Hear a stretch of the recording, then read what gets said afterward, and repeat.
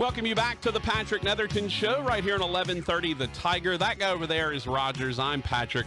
We're also available on 103.3 FM.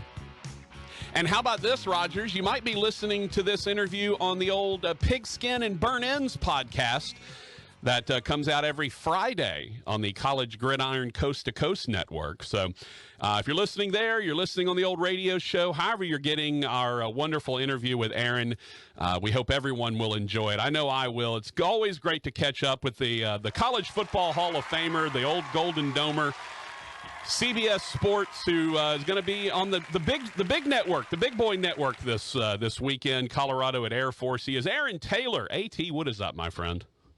What's going on, man? I'm just doing my standard Thursday ironing, doing college football interviews with one of my favorite people. Oh, who is that? Is that after this interview? Or?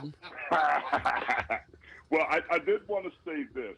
I did hear the promo right as we were coming out of commercial, and it said that you floated through something. Yeah, never floated through anything in your life. Hey, no. I'm like Scooby-Doo when he used to smell the Scooby snacks. When I smell barbecue, I like levitate and start floating towards the barbecue. That's an old Scooby-Doo reference. I do have to compliment you because you have done a really nice job of branding yourself. And case in point is yesterday I was in Fort Lauderdale, and I stopped by someplace called Rob's Barbecue. It's actually pretty decent. Okay. And I got burnt in. Yeah. And I swear on my children's lives I thought of Patrick Netherton. Oh, that's so sweet. That's so sweet. Look, I tell everyone I have a brand. I mean, I went to Montana and had barbecue, for goodness sakes, which is a story that I've told on the radio show, and if the folks on the podcast just heard it. I mentioned that going into this interview. That's why we call the podcast Pigskin and Burn Ends, brother, because that's what I love. I love a little college football, and I love a little barbecue. What's wrong with that? Nothing wrong with that. Let me throw this by you, though, since we're going down the food road. You know I've been an avid hunter over the years. Sure. Kind of had to change that out for fishing because football is a fall sport and so is hunting. However, one of the things that I really like that would take some of the gaminess out of the meat that I would harvest is a blueberry reduction, and sometimes you could throw rosemary in there. Have you ever had any sort of blueberry sauce with barbecue? Now, I know you're a barbecue purist. Oh, no. Wait, sir. A place that you know well, that you've been to multiple times to call games, Ruston, Louisiana. There is a guy named Andrew Caskey who has a food truck there called Bad Wolf Barbecue, which I think personally right now is the best barbecue in the state of Louisiana. Shout out to Andrew and Bad Wolf. And he does a pork belly burnt in with a blueberry gastrique on it. I'm telling you, man, it shocked me how good it was. And then I started making it. And I don't pull it out all the time, but if I do want to get fancy and get out the cloth napkins, I'll bust that sauce out, and it kills every time I do. It's interesting because the first time I ate it, I'm not scared. I'm going to try it. And I'm like, hey, well, let me try it. So the first time I ate it, the first bite, I'm kind of going, man, this is too sweet. Like it's the blueberry gastrique, it's too much, it's overpowering. But then the pork comes in at the end. You're like, oh no, that's perfect. That's absolutely perfect. Like that sweet. I'm not used to sweet being the at the front of the flavor profile. It's usually in the back, like on ribs and such. But having the sweet hit you up front, you're like, oh, no, this is too much. And then as that dies down and the pork flavor comes through, it's a perfect balance. It's absolutely spectacular. Well, it does have its limitations because one year I went up to Winnipeg and during bow season and harvested a nice black bear, and there was nothing that could help that meat. That was by far the gamiest, oiliest, chewiest, anything I'd ever put into my mouth. Yeah. And that was the limitation. I thought that the blueberry compote or whatever the fancy name for it is would do the trick, but not for brown bear or black bear. Well, I can tell you also it has another limitation. I tried it the last time I had a woman over, and she just turned and left. So. Oh, back in the 70s? No, yeah. No, come on. I was born in 77. That's just weird. Like, at least give me the 90s, for goodness sakes. Okay, I'm not that old. No, I smeared a little blueberry gas streak on me, and she was like, "Nope, I'm gone," and never heard from her again. So that's. Yeah, exactly. Hey, look, I'm just helping you try to get fit in your suit for the game coming up on Saturday. Hey, look, this is obviously a lot of folks are kind of interested in a Notre Dame perspective of Brian Kelly and what we should expect. One game in, and of course, some people are just flying off the handle. Oh, look what $100 million gets you. They need to go ahead and fire this guy. Whatever. A lot of people are in the, hey, it's one game. He's rebuilding, all of that stuff. Give us some indication as a former Golden Domer yourself. What should LSU fans expect long term from a Brian Kelly coaching staff? Well, he's a national championship caliber coach. He did it on the D2 level. He got Notre Dame to the championship game. Now, we all know we got boat race there, and he had also gotten back to the college football playoff in 2017, where I think the lack of depth really showed up in Clemson. Our starting corner goes down for the Irish, and boom, boom, boom, they score 3 touchdowns and adjusted that pretty dang well. And I think that's really why DK ended up leaving Notre Dame, that there was a glass ceiling he felt in terms of being able to recruit the types of players to compete. Notre Dame's got a starting 22 that can go out on the field and play with anybody. We saw that this past weekend against Ohio State. But what separates Georgia, what separates Alabama, what separates Ohio State is elite talent with depth across the board. So that you can't shut down one part of the team on offense, and you've got problems with fresh legs and extremely talented creatures on defense. Notre Dame wasn't there, but let's be honest. The last 3 head coaches at LSU won the national championship. Brian Kelly's resume is quite a bit better than those other 2, save his ability to win a national championship. I think it was a smart move for him to go there. I think he'll eventually be successful, but I'm not lying. It shocked me how much it's fumbled out of the gate with the messaging from a dude that could be standing over a body with a knife in his hand and could talk his way out of it. It's not gone well early on. Right. So now he's going to have to recover from that. But if anybody can do it, DK can. And I think of all the hires that we saw last year, he's most likely to win a national championship. Well, and that's been my big question, Aaron, is we know he's a good coach. We know he can get you 9, 10, 11, 12 wins a season. That's the missing part that I'm curious about. And look, we know, and you mentioned he's working with kind of one hand tied behind his back in order to get enough players in at Notre Dame. Do you feel like this is a guy that when he has all the players in that he wants, can he make that next jump between really good, get you to the playoff to now win a national championship? I think so. They called him Big Game Brian for a while because Notre Dame didn't fare very well on the national stage in big games, but we just went over what some of those reasons were. I think Brian is a guy whose track record speaks for itself. He's the all-time winningest coach at Notre Dame, and you consider who else is coached there, that's pretty dang impressive. He's been one of the most consistently winning programs that we've seen in quite some time. Save the 4-win season back in 2016 when he turned around and got to double-digit wins, I believe, the very next year. There haven't been very many missteps. So, again, that's what's been surprising me to this start with LSU. But it's different down there below the Mason-Dixon line. And he's an East Coast guy and was in the Midwest, so he's in new territory. And let's be honest, there's a different level of expectation. The tagline for the Southeastern Conference is it just means more, and I think DK's found that out pretty quickly. Yeah, and it's interesting, right, because culturally you go from the most cultural fit appropriate from Ed Ogeron to Brian Kelly, who brings with him the credentials on the field, but is a completely different guy off the field. Do you at all feel any concern that the culture fit will be there eventually, or is it, hey, you go out and win 10, 11, 12 games and get you a title, no one cares where you're from? Well, I think what you got to realize, Patrick, family. is that the LSU family is really welcoming to everybody. The hospitality down there is so dang good. Winning fixes everything. Yeah. Right? Yeah. Cultural fit does matter, but we see people that win all the time that don't fit the quote-unquote culture.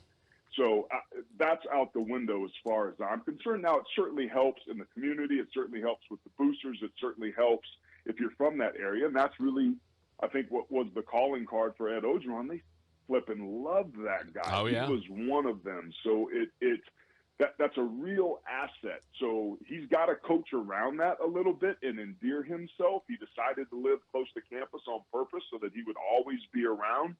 So he's wanting to make himself available.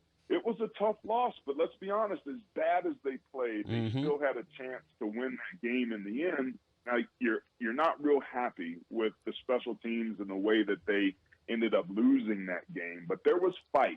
And I think if I'm a fan watching, there's no way that team comes back and isn't even in that position to make that mistake if they hadn't bought in. Yeah. So with all of the turnover and everything that's gone on, we're going to see teams start to turn on a dime. The transfer portal is a difference maker. Yeah. We are in professional football. There's free agency. They've eliminated the initial counter rule, which means you could sign 85 scholarships in 1 year if you wanted, as long as you stay underneath that threshold. So we're going to see guys getting cut and run off to a degree we've never seen.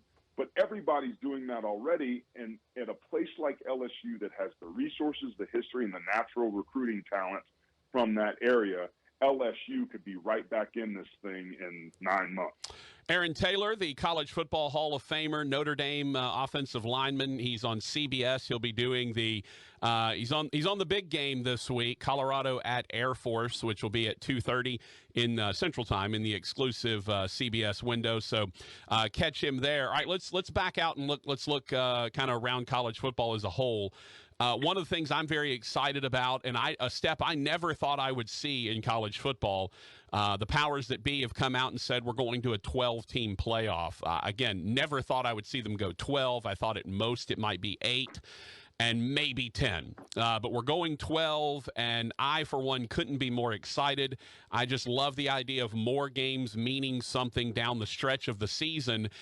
Give me your opinion on 12. Is it too many? Is it just right? 6 automatic qualifiers, 6 at larges. Where do you feel like the future of college football is headed with this? Well, it's headed to be a financial bonanza, and we're going to end up where the NFL is. And I know people don't want to hear that, but that's what happened. And the first domino that fell there was the Big Ten holding out and having multiple networks, terrestrial, ground networks, to be at the table and bid. Because when the choice is all or nothing, or you can overpay for a sliver, what the NFL's taught us is that everybody will overpay for a sliver just because they got a piece of that sliver. So part of what I've heard from my sources, and you know, I'm not anybody that's keeping my ear to the ground and kicking trees, but it has been speculated that part of the reason that the Alliance kind of pushed back on the 12-team playoff is because the Big Ten, Kevin Warren specifically, wanted to get their deal negotiated first to set that precedent. So then now as we go into the negotiation of the college football playoff, the goal initially, as I heard it, was to let it play itself all the way out so that it got scrapped completely and was a completely blank piece of paper. But here's what's interesting. We've seen the destabilization of college football before. It's what's created this 2-tier system where the middle class is getting eradicated. You're the have or the have-nots, and that's about to exponentially increase because of all this money and capital and the rules, kind of that perfect storm of confluence and opportunity. So the president are the powers that be. They stepped in a big way. And the thing that's not being talked about, Patrick, is that essentially stabilizes the consolidation and the expansion of these conferences and these big boys and these blue bloods all jetting away from each other. Right. So you take a look at USC and UCLA that leads the Pac-12 to go to the Big Ten. Texas and Oklahoma from the Big 12, obviously, to the SEC. They were panicked that it was going to become a 2-conference system where basically at the end of the year you'd have like the NCAA tournament and the NIT tournament. Right. But in football terms, And they didn't want that. So the presidents, who aren't nearly as drunk off of the revenue of the athletic enterprise, finally showed up, entered the room, gave their voice. They're the ones that made the decisions. And then they looked at the commission and said, you guys figure out how to do it. It was a power move. The fact that it was released on a Friday of a holiday weekend tells you all you needed to know about them trying to bury this story. This is the biggest news that's hit college football since what we saw with the 4 schools leaving and conference expansion. So man, my brain is exploding with how much change we've seen in the last 18 months in this sport. It will be almost unrecognizable 10 years from now compared to what it is we're seeing today. Does this put extra pressure on your alma mater to get in a conference finally? No, I think or is it the opposite? It's the opposite. They were in a good position before, and as long as they have a good relationship with the television partner, access to the national championship with 6 at-larges you most certainly have now, and Jack Swarbrick was in the room designing that thing along with 3 other commissioners, and you have a place, a home for your Olympic sports. Those were the 3 criteria for maintaining Notre Dame's independence. They're probably the only school in the nation that could get away with that.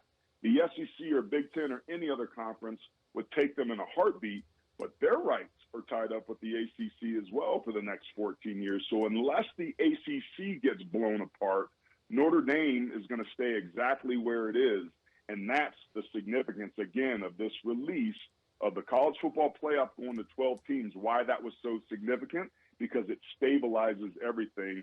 And let's be honest, a little stability in this sport's good, because I think people are so coked up and high and happy and excited about all this money they're making. Nobody's looking at the whole picture, and the presidents finally took a step towards that direction. Somebody's been watching the video feed on Facebook Live if they know that I'm coked up and high in here in the studio. Aaron, last thing. Obviously, we know conference realignment's not done yet. Do you believe that when it's all done and the dust finally settles and we really do get some stability, will we still have a Power 5? Will the ACC and the Big 12 and the Pac-12 all survive this onslaught from the Big 10 and the SEC? Well, this was like an EpiPen to the Pac-12 because they were in trouble, and it's really been really interesting how they've been the winners of decisions and the losers, and the winners and the losers. And the Big 12 is now saying we're trying to expedite the negotiation of our rights because they don't want to be behind the Pac-12s who come up in the next 2 years.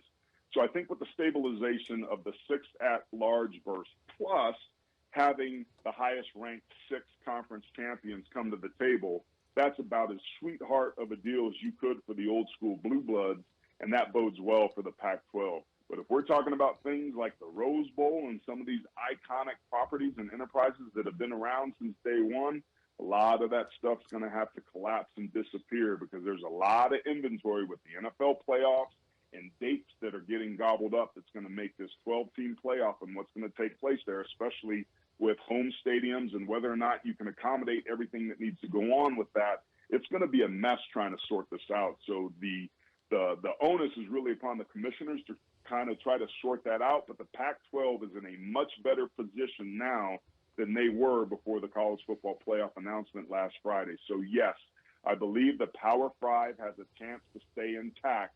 The Big 12 is going to try to recruit some of those West Coast players to strengthen their hand. Mm-hmm. So that's the real battle to watch. Who's going to win the tug-of-war between the Pac-12 and the Big 12? That's why he's Aaron Taylor. Also, just not for nothing, AT, but I think the conference championship games are gone.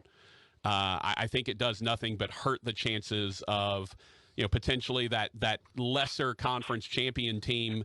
Hey, with a loss, they may be knocked out of the at-large pool. With a win, maybe they get in. But I think the conference championship games get killed by this, personally. Now, it may not happen, but that's what I think. Yeah, and you may be right. They're going to try to preserve that, though, because that's one of the things that's been challenging for Notre Dame. It's national championship or nothing. You can have 10 wins, go 10-2, but if you can't hang a banner, it's kind of like – and you're playing in a bowl game that players are now not playing in. Yeah. So there's got to be something. So I think they'll try to preserve it. But, again, that's another one of the things because Notre Dame, not being one of the top 6 and it could never be a top 4 conference champion to get that first week bye. They don't play in a conference championship game. So every year they're going to have a bye no matter what, that they would be in the college football playoff. And that's why Jack Swarbrick's doing the Irish jig, because his deal was amazing for Irish fans. Hey, AT, I've kept you too long. You're the absolute best, brother. By the way, I know you're in the Denver area. Hit Roaming Buffalo Barbecue if you get a chance to. 11 a.m. They open tomorrow, Friday. Go get Roaming Buffalo if you can. It was the best barbecue I had when I was in Denver. It's quality. Oh, man, I'll have to try that. But I thought you were a Rocky Mountain oyster fan. You always brag about that. Oh, no. On your Reddit feed. No. Sorry, that was just that was pictures of my Rocky Mountain oysters. That's a totally, oh, my God. That's a totally different thing. Don't do that. We can never unsee it, Patrick. That's true. That's true. AT, you're the best, my friend. Have a great call this weekend. Colorado and Air Force, 2:30 Central Time on Big CBS. Brother, enjoy the weekend, and we look forward to catching up with you soon. Love you, buddy. Take care. All right, Aaron Taylor, CBS Sports, College Football Hall of Famer, former Notre Dame offensive lineman, just the best. He's just the best. He's the best. God, I love him.